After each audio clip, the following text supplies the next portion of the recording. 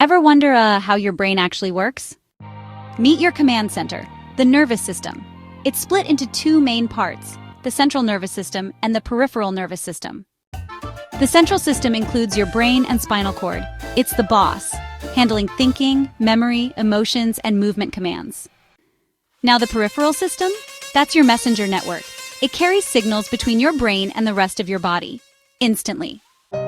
So, touch something hot, boom, reflexes kick in before you even think. Ever feel nervous before a big event? That's your autonomic system at work, which is actually a part of your peripheral network, firing off stress signals without you even doing a thing. Every move you make, every thought you have, and every feeling, it's all happening through electric pulses, honestly faster than lightning. Your brain isn't just powerful, it's, beautifully wired. Now just imagine what it can do when you start training it.